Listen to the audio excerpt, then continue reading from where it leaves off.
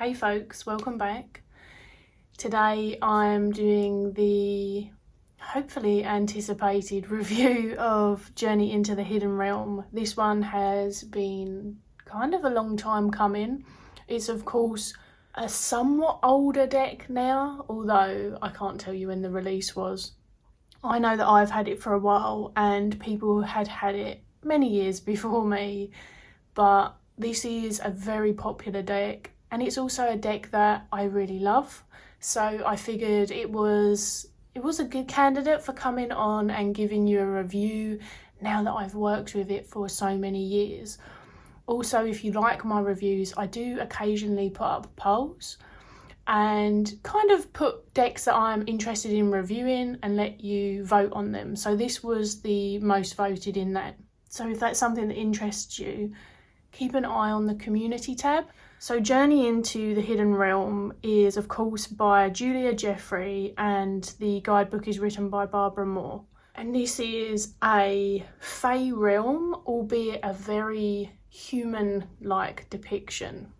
So I'm just going to jump into it and get into the guidebook, and then as per usual we're going to go through the deck.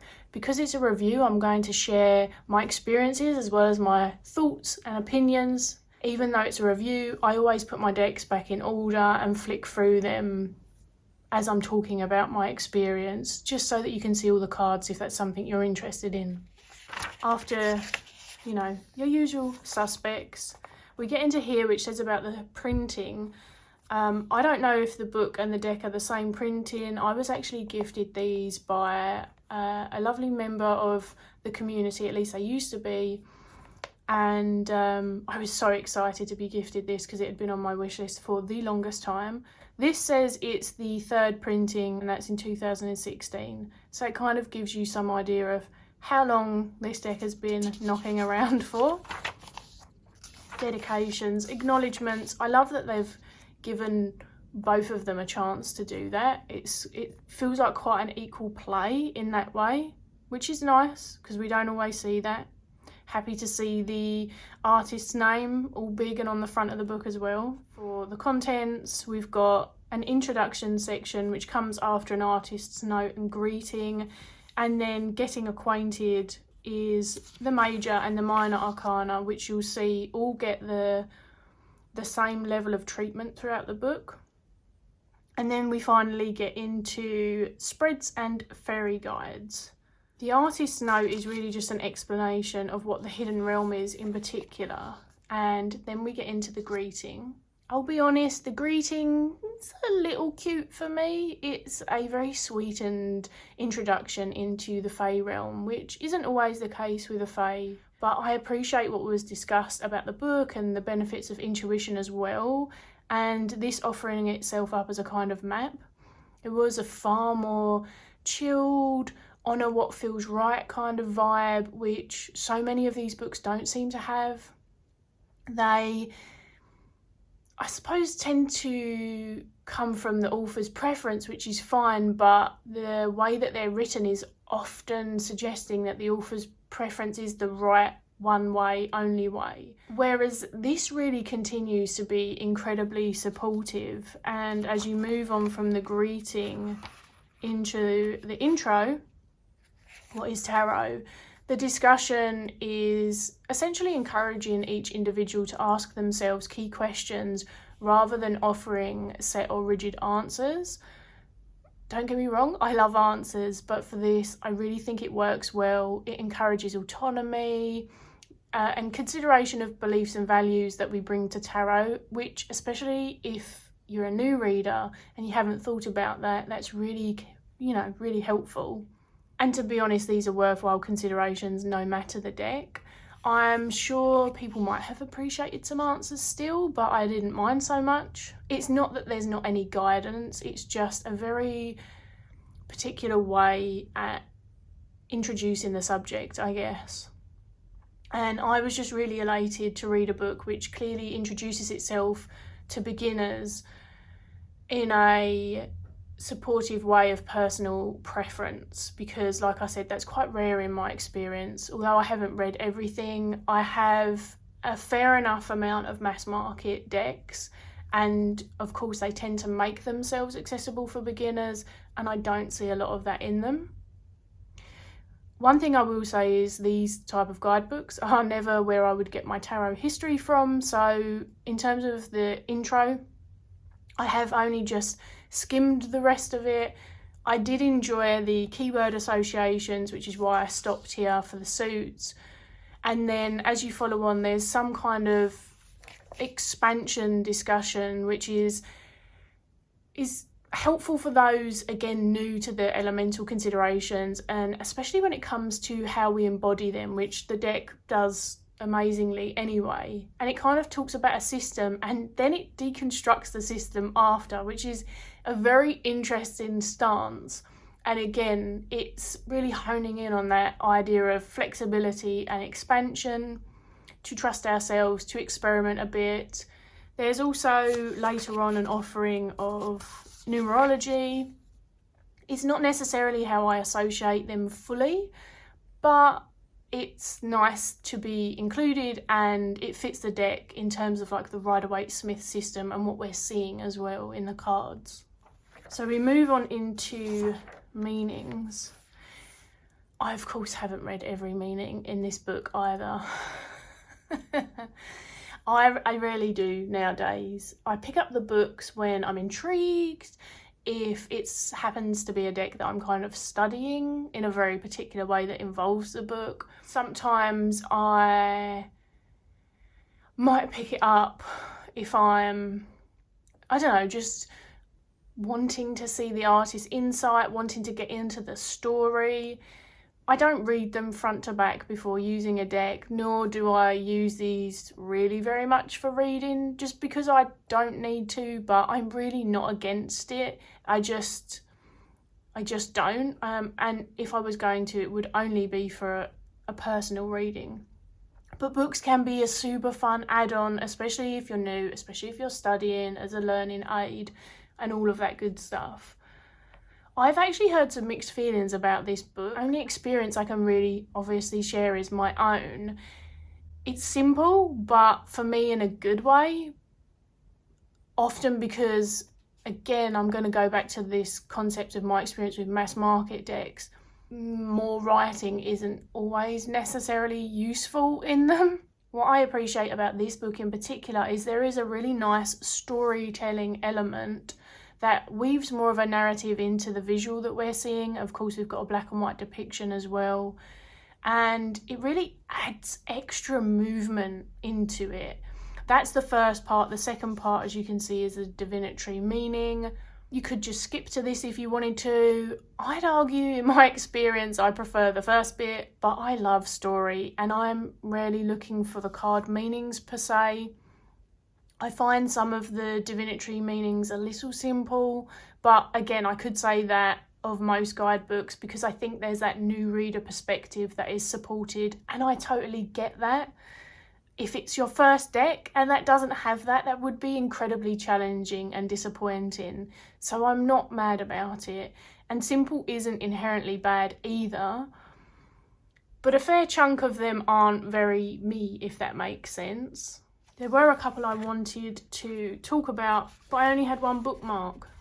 Bear with. So for me, what was interesting is the Three of Swords felt a little more refreshing and reminds us of the thought part of the process, that communicative part that the Swords is embodying. Yet you move from this and we carry along to the 10. And in terms of description, it falls back into kind of deep catastrophe and seems to have very little to do with the specificity of the element. It's not the catastrophe part so much, because a lot of this is the Rider-Waite-Smith meaning of the 10 of Swords, and I'm a bit of a broken record because I will say it's not necessarily how I see the 10 of Swords, and it feels very, I don't know, one-dimensional to me. But also for this one in particular, if you don't want to work with a Morrigan, don't work with deity at all, perhaps have never heard of the Morrigan, this offering becomes somewhat thinner still, especially the divinatory bit. The write-up, the story part isn't so bad. It's just kind of non-specific in an unhelpful way, but in my experience throughout the entirety of the book, they seem to be more useful than not. And of course, I don't love all of the stories equally either. It's just the way it is. When looking to learn tarot, though, I'm of the opinion that guidebooks alone aren't going to cut it. They can only do so much, and of course this is focusing on its world that's built, and that's what it does so well, which is what you hope in part from a tarot guidebook. I do anyway. We flip into just a quick mention of the cults because I know people will be interested specifically. They're written in a way that's pretty easy to apply to yourself or someone else, so reading style variations are supported kind of in this way. And then later on we move into the final part, which is spreads and fairy guides. There are 4 spreads in total in the book. 3 of them are kind of a build on from each other. So you start with your very traditional past, present, future, and then there are 2 more that build upon this. One is a 4 card and one is a 7 card. My favourite is actually the 4th card spread, which I've actually tried. This is more of an exercise based spread, and you break up the entirety of the deck and then pull from each section. That is my kind of thing. And then the book finishes here with what is like a brief discussion on time spent journeying with the cards, maybe like meditation with the cards, that kind of vibe. In summary, it's a lovely beginner offering in particular, but I've had some really meaningful moments with a few of the card stories with this book in particular. The 6 of Wands here, under the heavy silence of a dark moon. Of course, moon phases, well I say of course, moon phases aren't mentioned in all of the cards, just in case you're wondering. When I pulled this, we were in a dark moon phase and I was having a challenging time. I came to the deck, I pulled 1 card with the intention of going to the book because I wasn't feeling like reading to myself, and I also wanted the story element. And the first thing that I read is Under the Silence of a Dark Moon. It was so poignant and so specific because I then did rifle through the book thinking, is there moon phases in these? And of course, I mean, this is the moon card. No, there is not. It just, yeah, it was a very powerful moment, a goosebumpy moment. It's been a whole thing with this book in particular. So I do feel like I've enjoyed it and I felt like it was worth keeping. I don't tend to get rid of the guidebooks per se, but when I say worth keeping, like, there are parts of it that make me want to pick it up occasionally. Do we view Fae the same? Not entirely, but also it's really hard to say from just this offering, you know? So I don't want to be presumptive. It feels familiar enough and it feels like it's written with intent. A very emotive approach, which is exactly what it says on the tin, so to speak. It's not trying to be a deck full of esoteric symbology, and honestly the artwork is just something else. It feels really emotive, visceral. It fulfills its aim. It does what it says. So we like that. Let's get into the cards now. So I've zoomed in a little and here are the backs. I don't tend to talk about cardstock, but in this instance, or at least not for too long, but I'm going to, and the reason being is I don't know who's going to be watching this video, and it's worthwhile noting that Llywelyn, the publisher of this, have gone through so many cardstocks over the years. I myself own 4 different variants of Llywelyn cardstock as is, and I don't actually have that many Llywelyn decks. That what you see here is not necessarily what you're going to get. I have a very, very glossy version. I mean, look, here's the lights. I have a very, very glossy version of this, but it is a lovely, thick cardstock.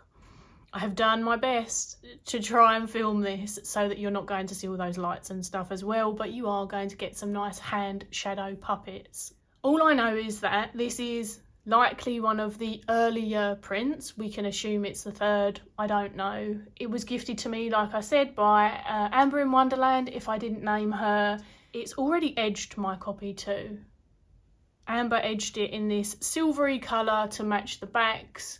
There is some bleed on the front, so if you see that, it's not wear, it's just that. By the by, if you are ever watching this and at the present day it happens to be on like a matte or a linen cardstock, do chuck a comment. I don't tend to get a second copy of a deck, but I might consider it with this one. So let's get into it. I'm not going to really be talking about the card depiction so much. Remember, this is a review. I may talk about a couple of them, but I want to invite you into my experience with this deck. However, one thing that I will note before we get in, as you can already see from this beautiful picture, which by the way, I freaking love Julia Jeffrey's artwork.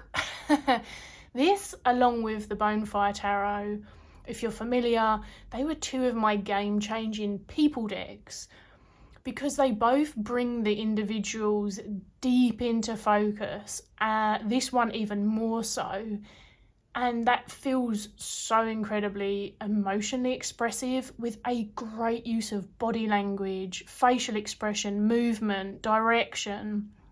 Look at the utter glee that the Fool is expressing as they look at, I would have said butterfly, I'm guessing butterfly, but you do get daytime moths. It's giving me kind of an either-or vibe anyway. You can see it's really pared down. They do still have a rose in hand, but other than that, they're just caught in this beautiful moment with this other living being, with all of this light surrounding them.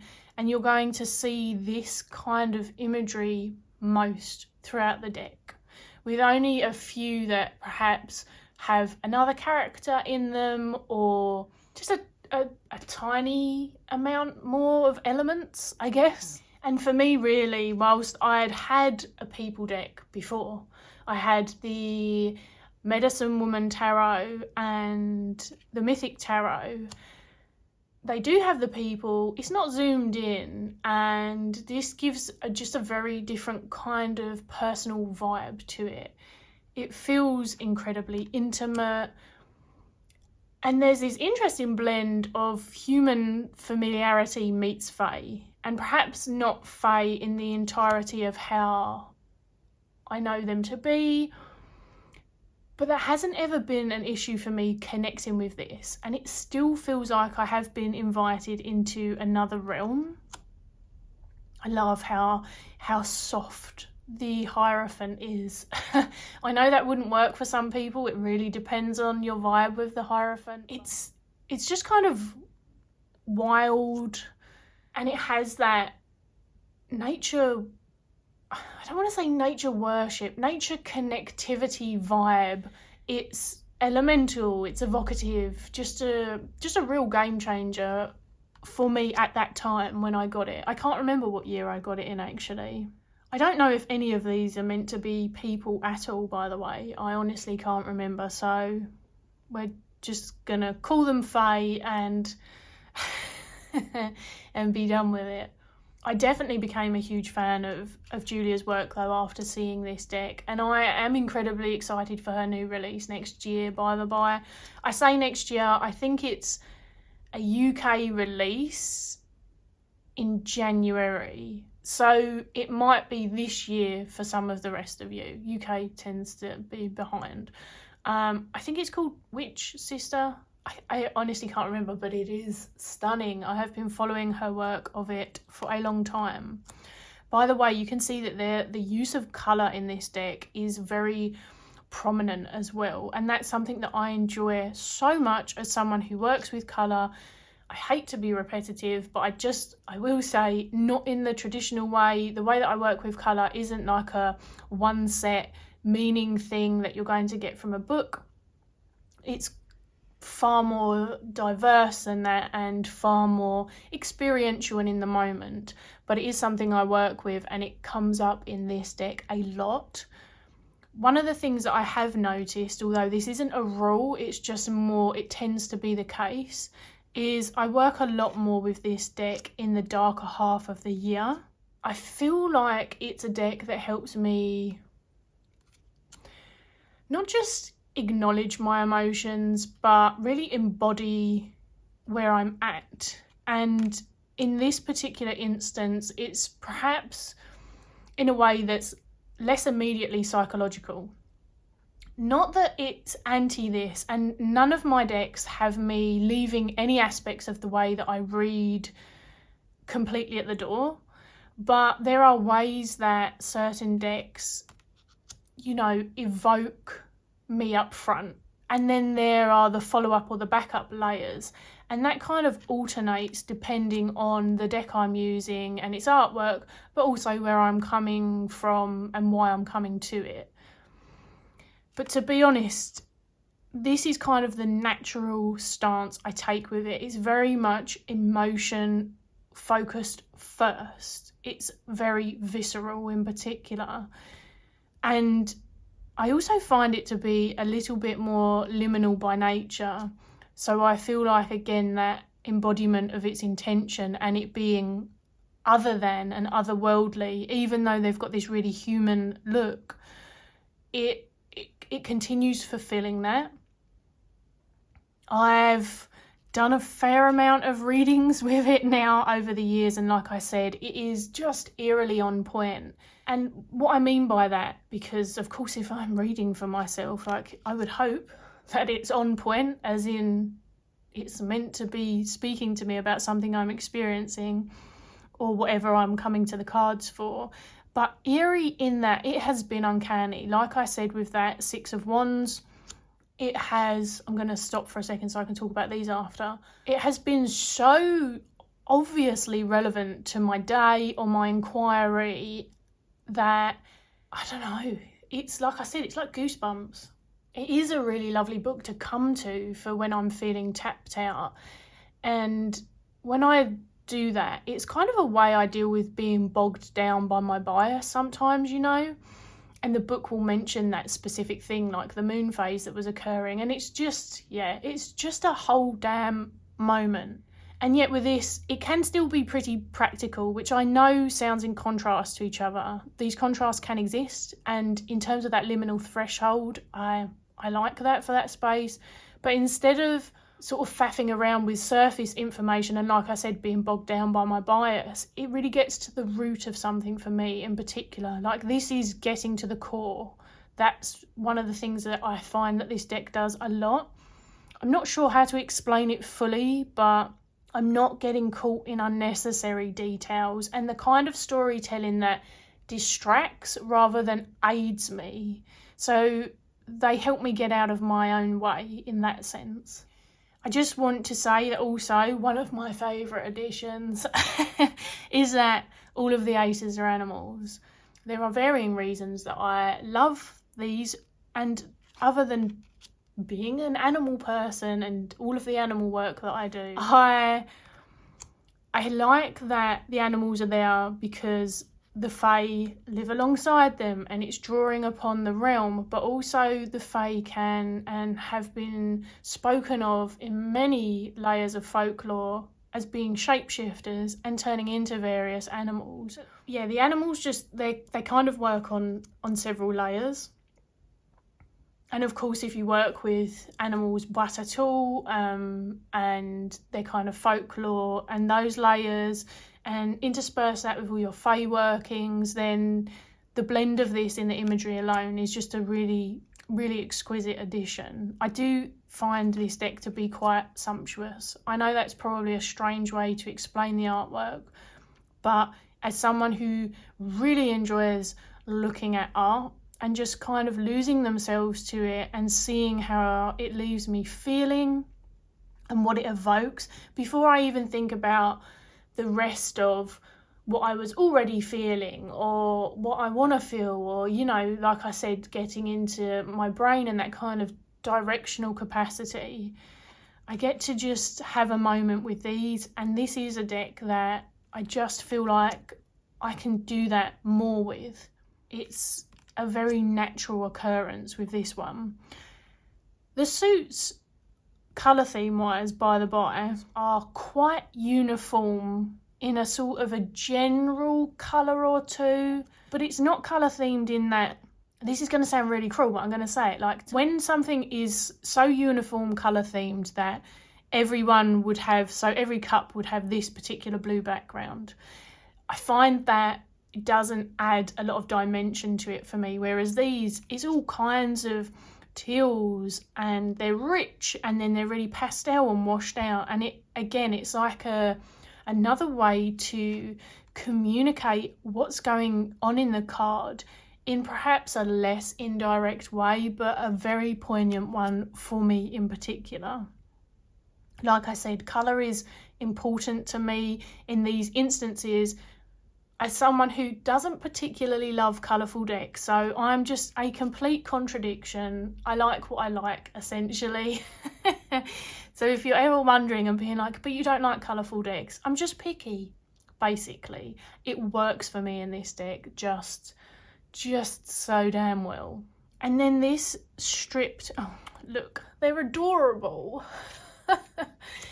This stripped back imagery has quite a rawness to it as well, do you not think? And stripped back meaning that there's not sort of the busyness of symbols. It's, again, it's in the colour, it's in the movement, and that's how we're being spoken to. And to be honest, like,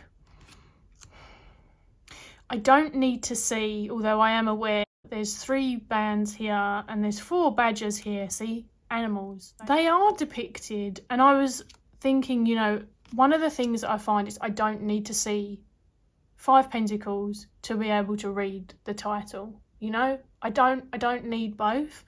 I suppose they're not in all of them in such an obvious way. Like here we've got the 6 apples. It's so subtle for me, but it's not just 6 coins all of the same, 7 coins all of the same. I have decks like that. I don't dislike them, but what I'm saying is I don't need it. It's not something that I crave, and sometimes I feel like it's getting in the way of the rest of the artwork. So the way that this is woven into these pieces, it feels very non-invasive. And because I'm then just having a moment with these fair folk, I feel like what their superpower is teaching the embodiment of each of their suits, mostly from an individual aspect, but of course we can then take that out into the world and start applying it to other stuff. And there's this kind of, for the most part anyway, some are a lot more quaint than others, but there's this kind of untamed vibe, I want to say, that calls me to kind of really rewild in all the ways that are lost to me. And it's a very refreshing take on the 𝗪𝗺 in particular. Like, this is no clone, this really isn't. In terms of reading style wise, because I know if I don't say, then then I'll get asked, this is one that I'll say it shines just as much for me if I pull 1 card as if I pull multiple, mainly due to this sense of having this fae guide, or if you don't see them as fae, then the animal guide, and the journey that I then can take with them. There's not always one, but essentially it's very rooted in that moment, that guide or these guides. I still get that feeling from this, and I've really enjoyed crafting just a few kind of simple rituals around some of my singular card pulls as well, or I will spend a week with them and do several things, meditate on the character or characters and the invitation that I'm experiencing through all of the things that I've already mentioned. And the invitation being both this very felt one, and then of course the, you know, the card title and all that holds for me as well. I will say though that multiple card pulls have never felt like too much either, which is interesting, being as I do enjoy it for singular card pulls as well. I can pull as many as I like from this. It's really not a problem. And one of the, here's the Keira Knightley card.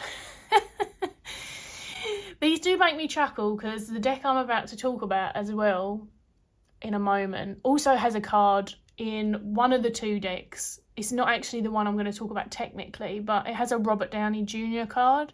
The other deck I'm talking about, by the by, is the Faeries Oracle. The Robert Downey Jr. is in the out-of-print Heart of Faeries Oracle. But anyway, with the Faeries Oracle, these decks, I use them together a lot. And what I use this for is a conversation with the Faeries Oracle.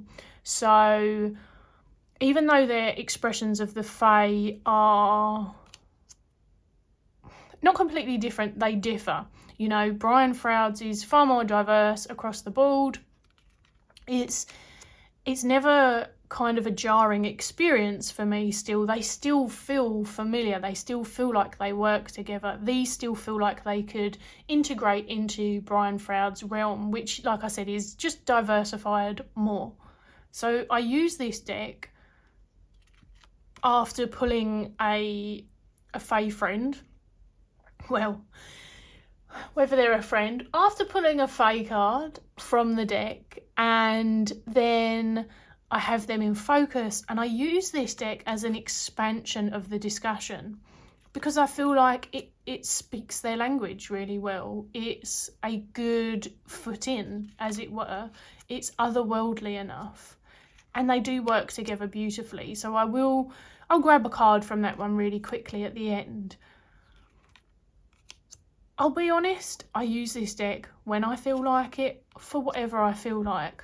But in terms of regularity and really trying to share the specifics with you, all the things that I've said are really where this deck shines for me in my workings. And it's a really craft-based aid, not in the same way as some of my other decks, but it feels like if I want to expand upon a conversation of a working that I'm doing and bring the cards into it, because obviously I'm a very card-led practitioner still, that's one of the ways I communicate with myself, with various layers of conscious, with spirit, then this deck feels particularly great for that. I did stop because this is one of my most favourite cards ever. What a powerful depiction of the Eight of Swords. Just look into their eyes, like seriously. So good. Completely lost my train of thought now. What was I saying? I suppose it feels like it's a fair complementary representation of a big chunk of my craft, you know, and how I work. It feels familiar. It feels earthly in a way that feels far more real. It's great for the days that I cannot get outside and connect with that. It's great for when I need to have an emotion mirrored back to me so that I can just be with it and let myself do that. It's just been a delight. I don't know. I do know that another thing that other people have said is that they feel that the cults are kind of young for the most part. I'll be honest, it doesn't really trip me up at all. Although I do love seeing more age diversity in decks across the board. There is some in this, and obviously it's not diverse in other ways as well. Yeah, it's not something that's drawn my attention in particular. I don't know if that's just the deck and how it's represented. I don't know. Everyone just feels so much like they're expressing something beyond themselves that I don't find myself paying as much attention to them as individuals in a weird way. I'm not even sure that makes sense, but that's the only way I can explain it. I will show the Faeries Oracle with it really quickly before we finish up. So here's the Fae card that I pulled from Faeries Oracle, which is another mass market deck. I'm not going to actually do a reading, but I will shuffle because I would like us to get not just two cards that are back to back. So the pulls are Three of Cups and the Lovers. That's all I can fit in. That's not necessarily the amount of cards that I would pull. But once I have focused on the offering, I can never remember how to pronounce this. It's like Liars of the Shadows, something like that. Once I've worked with them, I may simply just ask, like, how do I expand upon this offering? Or if I'm looking to work with them in more of an active way, what can I do to work with you? So I may add specificities before I do the card pulls, which is why I'm not doing a reading right now. And then this is how I start getting into the specificities.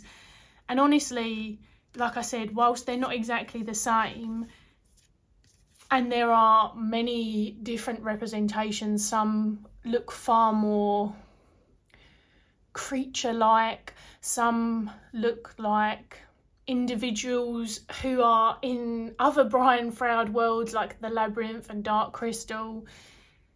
There are very peoply inclusions in the Faeries Oracle as well, but it really doesn't matter who comes up. They just, in my experience, seem to be very complementary of each other, you know? They just seem to work. And there you have it. That is my review of Tarot of the Hidden Realm. And of course, it's guidebook, which is called Journey into the Hidden Realm. Don't let that confuse you. I've definitely got the name of the deck right. I would imagine it comes in one of those large, oversized magnetic boxes that Llewellyn are very fond of. I personally really adore it, as I think it is quite clear. It is definitely a deck where I don't have an actual issue with any of the cards, which is quite refreshing. Of course, some aren't my favourite, but there's none that I actually out and out don't like, don't make sense to me in some way.